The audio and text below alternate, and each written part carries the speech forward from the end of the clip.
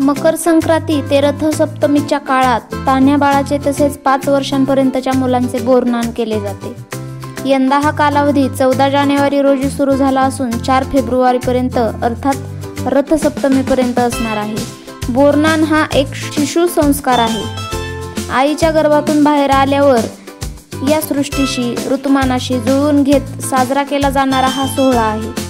यात संस्काराबरोबर शिशुच्या आरोग्यासाठी उपयुक्त आणि आवडीच्या गोष्टींचा समावेश केला जातो। अगदीच तान्ह्या बाळाला या गोष्टी अनुभवणे अशक्य आहे, म्हणून 5 वर्षापर्यंत मुलांचे बोरनान केले जाते। नकळत्या वयापासून कळत्या वयापर्यंत मुलांच्या आठवणी तयार होत जातात आणि कळत नकळत संस्कृतीशी, परंपरेशी, निसर्गाशी त्यांचीही नाळ जोडली जाते। बोरनान घालताना बाळाला लागणार नाहीत अशा बेताने वजनाने हलक्या पण आकर्षक तरी आरोग्यवर्धक गोष्टींनी बोरनान घातले जाते। त्यात चुरमुरे, लाह्या, हलव्याचे दाणे, छोटी बोरं, चिंचा, गाजराचे तुकडे, भुईमुगाच्या शेंगा तसेच रंगीबेरंगी चॉकलेट्स, बिस्किट्स अशा गोष्टींचाही समावेश केला जातो। या सोहळ्यात सहभागी झालेल्या इतर मुलांनी तो खाऊ वेचून घरी न्यायचा असतो। या निमित्ताने इतर मुलांनाही या गोष्टी आठवणीत राहतात आणि उत्सव मूर्ती बाळाला किंवा लहान मुलाला या खेळाची गंमत वाटते। बोरनान घालताना लहानग्या उत्सव मूर्ती साज नेहमीपेक्षा वेगळा असतो। बाळाला काळ्या रंगाचे झबले किंवा सदरा घातला जातो। मुलींना काळ्या रंगाचे खणाचे परकर, पोलके किंवा फ्रॉक घातला जातो।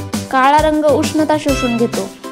हिवाळ्यात शरीर उबदार राहावे म्हणून आपण काळे कपडे वापरतो। त्याप्रमाणे बाळाला काळ्या कपड्यांवर उठून दिसतील असे हलव्याचे पांढरे शुभ्र दागिने घातले जातात। मुलांना बासरी, मुकुट, हार तर मुलींना माळ, पैंजण, वाकी, बांगड्या इत्यादी हलव्याचे दागिने केले जातात। या शृंगारामुळे बालमूर्ती अधिकच शोभून दिसतात। या सोहळ्यासाठी आपल्या मुलांना घेऊन आलेल्या लेकरवाळ्यांचाही हळद कुंकू लावून सन्मान केला जातो। तिळगुळ देऊन आदरातिथ्य केले जाते। गप्पा गोष्टी, गाणी, नाच यामुळे छोटासा घरगुती समारंभही उत्साहात, आनंदात पार पडतो। या आठवणी आयुष्यभराच्या असतात। ज्याप्रमाणे आपण आपले बालपणीचे पहिल्या संक्रांतीचे फोटो पाहून सुखावतो, त्याचप्रमाणे या आठवणींचे हस्तांतर पुढच्या पिढीकडे व्हावे यासाठी अशा सोहळ्यांची आखणी केलेली आहे।